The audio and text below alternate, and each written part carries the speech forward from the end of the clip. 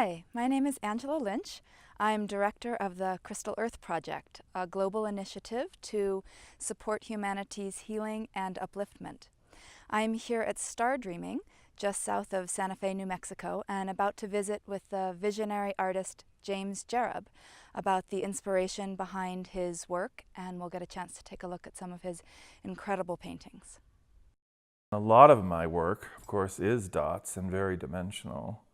And that is, well, at least the way most of the beings have told me, is the most important. That the imagery is really not that important. So a lot of the dots in a lot of my work is mathematical sequenced. It is counted, literally, like dot for dot. Why? Because it creates a certain frequency and energy of the work and becomes even more healing, I guess, and transformative. All of my work is portals and doorways, in the literal sense. My intention is always about healing and transformation first, which is the power of the pieces, I think. I don't paint, I guess, the easiest way of saying this, just to paint or to, as an artist to, how would I say this, to have a career or anything like that. I let that go a long time ago because that was never my intention. The Ganesha series was really monumental. So I went through a lot with those paintings, which are now done. I think my biggest thing for that was the exercise that I learned many years ago, which is, surrender, trust, allow, receive, and acceptance.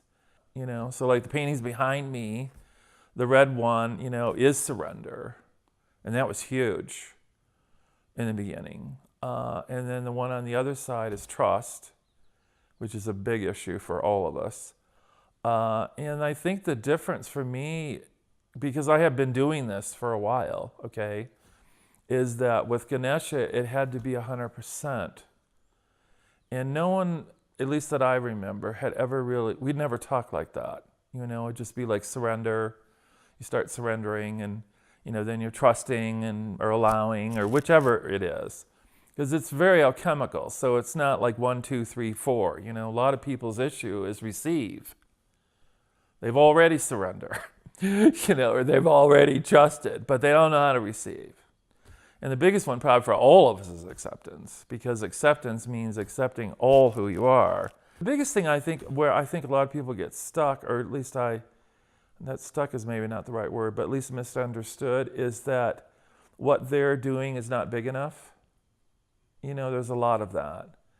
And everything you do, it's sort of like I've learned in my work, right, with the dots, and then everything being like connected and the spaces between and all the different sort of physics kinds of theories, is it's all important. If it's all connected, it has to be. That's the whole point of unlimitedness, I think. And that gives everyone a piece. It's like the last painting I did of Ganesha was this tiny little, like 3 inches high. And it's called I Am the Universe. Because his point was we're all the universe. So that's a huge movement, I think, of where we're going, is where we all have that divinity. And that's all part of who we are. And that's part of our acceptance.